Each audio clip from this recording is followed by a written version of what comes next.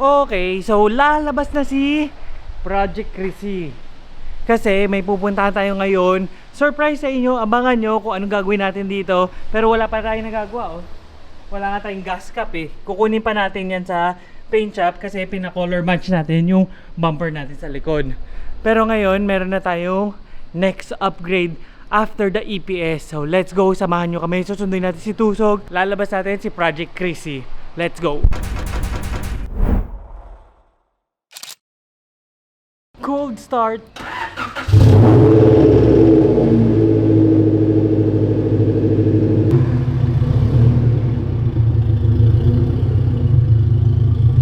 Oh, ito na. Ngayon na lang ulit lumabas to. After natin iuwi galing Pampanga. Ngayon na lang ulit natin magagamit. Sobrang ginhawa na talaga dahil naka-EPS na. Kaya mas madali na siya drive-in kaysa doon sa dati. Okay, nandito na tayo sa Tusog Garage. Ayan, si Chrissy. Ayusan lang nila ng konti. And si Miguel, sabi ko sa kanya, pagpalitin niya yung gulong sa likod kasi yung rotation baliktad. Saan ba tayo pupunta? Makabit tayo ilaw? Anong ilaw? Hindi mamahalin. Ano nga yun? Kion Sondra. Keyon Sondra. Libre mo? Akas mo talaga. Hindi ako gumagatay ba ilaw? Keyon Sondra lang? Oo. Keyon Sondra lang. Sumabog bigla. Nahugot yung plug? Yung plug? Ay, yung tititite. Tititite. Titi-titi yun? Oo. Okay guys, so galing ng timing eh, no? Kung kaya siya bumaba, saka nag tititite. Parating na rescue. So, na-encounter natin another problem with the EG. Ito medyo matindi-tindi problema to.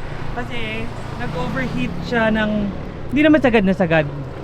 Pero to the point na tumalsik yung cover doon. Ayun, yung delete cover na ganyan, yung color blue na yan. Tumalsik, kaya bumulwak yung buong tubig from the motor. Kasi hindi gumagana yung fan natin dito sa harap, sa radiator. Pero hindi naman siya sumagad, so hoping for the best pa rin na wala siyang problema, di ba? Series natin yung pinanay ka natin yung fan, tignan natin kung may problema ba sa thermal switch or sa fan mismo para malaman natin. Tapos mamaya sa shop, lagyan mo, bunutin mo ulit, tapos lagyan mo beta grade para lumikit dyan. Tapos saka mo okay, para marekta mo yung fan mo, tuturuan ko kayo. Meron ka ditong sa long hose mo dito sa radiator, sa kabilang dulo niyan, meron thermal switch dyan. Meron sa akin dyan na bubunutin, this one, series mo lang tong dalawa, tapos yan yung pinaka-rekta ng fan mo. Pag naka-rekta, pag in-ignition mo yung ano mo, gagana na agad. Sira na yung fan. Patay na talaga yung fan. Okay, so ang hirap maging vlogger, kailangan mo sirain yung fan mo para may content ka. Pag nag-overheat ka, wag mo bubuksan agad itong radiator ka, bubulwak yung tubig sa'yo. In our case, dahil bumulwak na siya kanina, para to be sure lang, huwag kang basahan, takpan mo ng ganyan, release mo muna yung pressure. Wala ng pressure kasi nga bumulwak na kanina. So re-refillan lang natin to para maiuwi nila sa shop. Ganun yun? Ganun yun, tol. Dapat alam mo yan, tol. Hindi kasi ako nagkagaya problema to. Na talaga, nakita mo ba?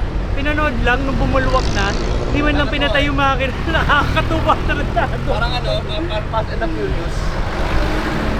Parang ano? Fast and the Furious. Ayun na, si Mig sa bahala dyan. Sa aking mga mata. Nasira pa. Ayun na kasi nito, hindi pa nga ready. Ikaw na bahala dyan, bye bye. Dito na tayo sa Jazz ni Bennett.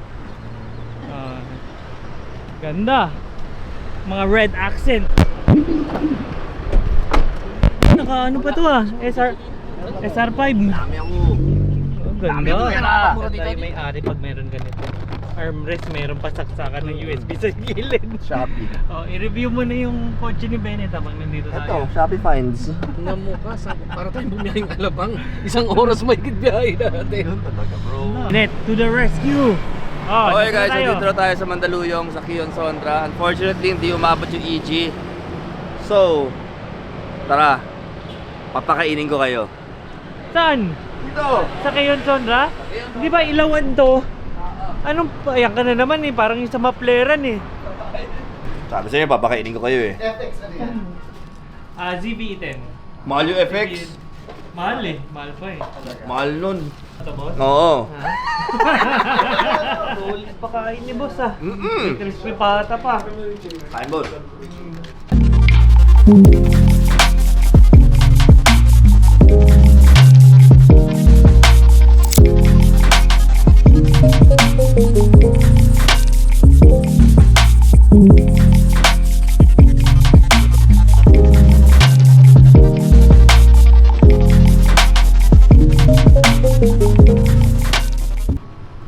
Okay guys, so we're here at the Kiyon Sondra flagship store. So we had a meeting with Kuya Jun. And kinunan ko kasi ng ilaw yung EG para maganda naman, kawawa naman si Mako, stuck eh. Yuck. Ew. Pati ano, pakonsuelo na nag-overheat, alam mo na, gano'n. So meron kami discuss na bagong product from Kiyon Sondra. It's going to be very exciting. You have to watch out for it. So we'll talk about it on our next videos. We will show you, we'll demonstrate to you the new product. And sure ako, teknolohiya. Sneak peek. Oh, yan oh. Sneak peek. Ubus na. Sarap ng pakain. So pag napunta ka sa Kiyon Sondra, nagpagawa ka ng kotse dito, you just have to tell the boys to orderan kayo ng crispy pata. Kasi crispy pata dito sa area na to is one of the best crispy patas I ever tasted in my whole life. I mean, yeah. Okay, yung H4 natin, tayo yung nag-invento. First in the world yun na pag nag-high beam ka, hindi namamatay yung low beam. Kasi ang problema kasi sa mga H4, pag nag-high beam ka, yung foreground mo or yung near field mo, namamatay yung low beam. Tayo hindi, naka-engage pa rin habang naka-engage yung high beam. Lumandagdag lang siya. Yes. Parang ganito po yun. Ito yung low, Ito yung low beam. Yan. Tapos pag naka-high. Dalawa na yung kulay. Okay. Alin? Oo naman. Lahat ng kotse ko ganyan ilaw. So parang flicker mo yung bright, ganun lumalabas. Oo. Di ba? Hindi namamatay yung low pag Flicker flinash mo. mo lang na ganun. Unless binabad mo ng high, namamatay na. Ayan, hindi na, wala na. Tayo unang naglabas nun. First yun, nakapatent yun. Merong gumaya dito lately. Okay. Claim niya siya. Nagpadala yung lawyer namin. Hindi mo pwede claim niya. Hindi na siya nagbenta ng gano'n. Nililegal namin. Hindi naman, ano ikaw una, kailan ka nag-post? Last week, pakita ko sa yung post namin na 2014. Paano ikaw una? Sabi gano'n. Tapos nakapatent yan dito. Hindi mo pwedeng ganyan, hindi ka pwedeng mag-ano niyan. Tinanggal niya. To be honest, nag-start din naman ako fan eh. Kaya lang, syempre, based on experience, based on feedback ng mga customer, tumitigil. Kasi ang fan is ano yan eh. May buhay lang eh. Moving parts yan eh. Lifespan lang siya. Hindi lang lifespan. Actually, kahit sabihin natin lifespan niya 50,000 hours. Pero kung bubugbugin mo naman yung fan na kunyari, nasa engine, nagpa-engine wash ka, babasa, moist. Tapos tatakbo ka, eh, di naman malinis sa bansa natin. Alikabok. Magbabara. Nagka-clog. Nagkaklag. After a while, magkakaroon ng build-up, tumitigil. Palagay natin, yes, ang LED matagal ang lifespan. Ang problema, yung heat dissipation system mo, mabilis bumigay. Kasi fan eh, moving parts yan eh. Kung yung electric fan nga natin sa bahay, pag bumigay, tumitigil, sulog eh. Ito pa kaya, ayan, liit lang. So, hindi kaya. Siya gago, mura lang Kiyon Sondra Kasi second dati. hit namin, nagkita kami, Macdo, nagtanong ako, nag-ano kami, sabi ko, pwede ba interviewin kita kung sa ano? Kasi siyempre hindi ko naman alam kung maganda ba talaga o ano. Sabi ko, kamusta ba output, ganyan. So, nakita nga, nag-enjoy nga siya, kaya nga yung second, ano niya, in-interview ko siya. Hanapin ko nga interview, meron pa yun eh. Oo, Pinost tagal Saan ko mo eh. kinabit? Sa EK? FD. Nasa yun na FD noon. Oo. Oh. Eh ang FD, di ba, high beam, iba, sa low beam, iba, tapos fog light. Nagsimula ako, low beam lang muna. H11 rin ba Oo. FD? Ang Low beam? HP3. Okay. Tapos nagkabit ako ng fog light. Tapos nagkabit ako ng high beam. Tapos bumili ako ng isa pang FD. Lahat kayo. Kinabitan ko lahat, oo. Bulagan pala. Oo, lahat. Bulagan pala talaga. Tsaka, tanongin mo, hindi pa ganyan kalaki noon. Kasi matagal ko na siya kilala eh. Payat noon. Matagal ko na siya kilala eh. Kasing payat niya si Coco. Yan siya payat. Matagal ko na talaga siya Wala kilala. pa eh. yan, wala pa yan. Ilan na anak mo ngayon? 3 na. Wala pa yan. Wala pa. Yung asawa niya, nakilala ko nga nung nililigaw-ligaw pa yun eh. Oo, Sinama mo oo. sa bahay eh. Oo. Kasi in-invite ko sa birthday kasi sinama ko sa bahay. Nililigawan, tapos di ba sabi ko nga, kung kailangan bumili nung ano to, yung bangus, something. Oh, yung Pisces bangus. Iniyaw na bangus. Ah. Oo. Oo, yung ano. Diyan, meron sila dyan sa ano. Sabi ko, Teka, sige. sinong asawa ba yun? Bahal, gago. Akala ko eh. In fairness naman, isa lang nakilala. Isa lang nakilala kong ano niya, girlfriend niya. Isa lang. Asawa, yung naging Yun lang yung nakilala ni Sir. Sana lang talaga pakasalan na niya. Yan, kapatid sa'yo. Ako na nagsasabing pakasalan ka. Ano sagot mo? Pero kayo mabless. At yun ay anak niyo eh. Hintay ka ba ng isang basketball team yan bago pakasalan? Sabi ko, tapusin ko muna yung race car eh. Hindi naman kailangan bongga, simpleng kasalan lang. Yari. Patay ka, naka-record. Yari. Alam mo, pag nagpakasal kayo, mag-bless kayo lalo kasi you're doing it right. Diba? Dati na naman ako ah. Pag nakita kayo ng anak mo, Daddy, kailan mo kayo nagpakasal? Ikaw ba? May anak kang babae? Okay lang ba? Okay lang ba sa'yo? Okay lang ba sa'yo? Hindi mo napakasal yung anak mo? Hindi ko na siguro aabutan. Kung abutan mo, paano? Di ba? Bobo. Maniwala ka pag lumalaki na yung anak mo, anak ha, yung boyfriend mo, yung ganyan.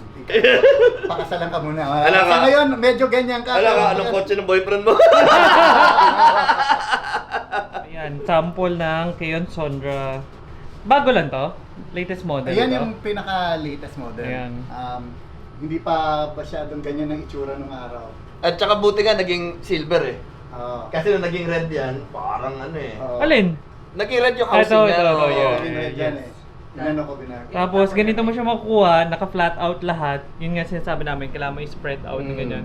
Tapos pag dinala mo pa dito, meron silang alignment. For free. Pinakita namin Free kanina. pa rin ba? Okay na? Yes, for free. For Oo. every yan. Tsaka pwede nyo dalhin dito kahit hindi Keon Sondra yung ilaw nyo. Yes. Diba? Parang Yes. public service na yun. Ah. Puta, high-tech talaga eh.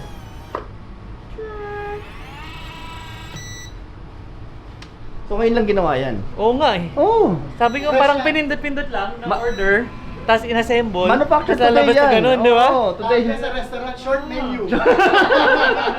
Manufactured Oo today nga yan. eh. Ang galing. Bagong luto. Saya ni Bennett, oh. Ako gusto ko mag-guess kasi Keon Sondra siyang bago para dito sa jazz niya. Ano yung advantage? Saya ni Talagang magkaroon ng Okay, ito na. Install na sa jazz. Swerte talaga nito. Pasalamat ka na, si Rai EG. Malakas ako kay Chino tsaka sa'yo. Thank you, Kuya Jun. Swerte. Naka-Keon Sondra. So installation nito is sobrang basic lang naman, plug and play lang naman siya, di ba? 100%. Bubunutin mo lang yung stock bulb mo, tapos kakabit mo na to. Ayan, nakikita nyo. Plug mo lang siya sa socket. Ganun lang kadali. Pero sabi nga ni Sir Jun, hindi sila pumapayag na take out. Gusto nila, sila nag-install. If you want to purchase one na ganitong Keon Sondra bulb, you have to go here at their shop. Saan yung shop nyo? Sa Mandaluyong po, 124B San Francisco Street, Barangay Plainview, Mandaluyong City. If you want to purchase one, and they will install it for you. Plus, meron pang alignment. Free alignment. Ito yung computerized alignment for the headlight para maayos yung tutok and buga, hindi nakakasilong sa iba. Plus, sabi nga ni Sir Jun na anybody who wants to have their headlight leveled, pwede. Maski hindi ka naka-Keon Sondra, punta ka lang dito, sabihin mo sa kanila, gusto mo magpa-level ng headlight, libre daw. Tama? Yes, sir. Tama. Ito pa kinaganda ng Keon Sondra kasi yung mga ganitong LED bulb, may fan, yung rubber cover ng headlight mo sa likod, binubutas nila na malaki para magkasya lang yung fan. Si Keon Sondra, hindi mo na kailangan sirain pa to. Isusuksok mo lang tapos fitted na siya doon. Bali, naka 4-speed po siya dun sa bike. Oo. Para iwas po yung pasok ng moisture na Oo. sa loob ng assembly. Yun. Tapos, yun nga, kwento ni Chino, with the same experience as mine, yung akin, first Keon Sondra ko, I think first generation pa nila yun, 2014. up to now, I'm still using it. Ganun siya katagal. So isipin mo, bibili ka ng ilaw na worth 8,000 plus, tapos yung tatagal naman niya is years and years. Sobrang sulit na talaga yun. Tingnan natin pinagkaiba ng naka-Keon Sondra and your ordinary LED bulb. Yun, no? Kitang-kita. Kitang-kita. Diba? Kitang-kita. Keon Sondra. Ito yung dating LED bulb ni Bennett. Low beam. Tapos high beam. Kita mo pinagkaiba nun? Tingin nga ako nung ngiti. Wala daw warranty yun sa'yo. Yay! 3.5 years yan. Yun na. Ayan na. Ayan na. So guys, ito na. Tapos na install yung ilaw ni Bennett. I-align na nila with this. Sabi ko nga sa inyo, yung computerized alignment nila for the headlight. Always ginagawa yan kapag nagpalit ka ng ilaw para siguraduhin na tama yung tutok. Yan. Tapos yung level sir, tapos yung i-calibrate yung sa gitna. Sa gitna. Tapos usually hindi talaga sila pantay kasi mas mataas talaga sa passenger side unlike doon sa driver side. Usually andun din sa Google yan. Kasi ang ilaw ni passenger side siya umiilaw sa mga cornering area, sa NHS din biglang tumatawid. Then sa driver side naman yung kasalubong naman sir, sa kapwa natin driver. Kaya mas mababa talaga sa driver side unlike doon sa passenger side. Oh, okay. Ngayon alam nyo na. Ayan na, adjust na. Sir Jun, thank you. Sa pag-visit. Ikaw yung isa sa pinakamatagal kong customer. Pioneer na talagang naka-experience on hand. Sa akin, lifetime Tsaka, warranty. grabe. Madaling araw, tatawag. Hey Jun, baka pwede nandito na ako sa village nyo. Saan? Dito sa labas. Oh, sige na nga. Okay, meron silang interview sa popost nila sa page nyo. Yes. Kaya Sondra. Yes, Yung watch out paano na lang. yung- Pag naayos na ng anak ko at may time siya, post namin. Ano name ng page niya? Kian Sondra. Ken Sondra. Kian Sondra lang. Okay. Ayun. So hanapin nyo na lang doon, abangan nyo. Yes. May interview Tatag naman silang namin dalawa. eh. Tatag Yes. namin kayo para ano. Thank you, boys. Thank you. Ingat. Okay, so at the beginning of the video, nakita nyo nasira yung EG natin, no? So unfortunately, yun yung nangyari na si Bennett yung nag-benefit sa pangyayari na yun. Pero, syempre, hindi pa rin tayo pinabayaan ni Sir Jun. Meron pa rin tayong, again, hindi pwede to. Hindi pwedeng take out to. Buksan ko to Pero syempre, kinala niya ako eh. Okay, again, hindi pwedeng take out. Kung bibili kayo, pumunta kayo dito sa store nila. Yan yung store nila. And eto yung atin. Ilaw. Libre ni... Ayun. Libre ni Sir Tusog. Salamat Sir Tusog. Syempre. Lakas mo talaga. Syempre. Yan. Keon Sondra. Okay guys, so that's it for this video. So I hope meron kayong natutunan, meron kayong nalaman na bagong kaalaman regarding LED lights. And So- overheating EG. Oo nga pala. Naalala ko, sira pa pala yung EG. Ay, ayos na. Ayos By na the ba? way, sabi ni Miguel, Ah. galing ng Tusog Shop talaga. Kung mayroon kayo kailangan gawin, pagawa or paayos, dalhin nyo doon sa Tusog Garage sa Meralco Banda. something. Again, relay ng fan Ang namatay. ang namatay. Okay. Buo pa daw yung fan pero yung relay nasira. So, overheat tayo. So again, if you're looking for quality LED lights for your vehicles, older cars or newer cars na hindi pa naka-LED, you should check out Keon Sondra, no?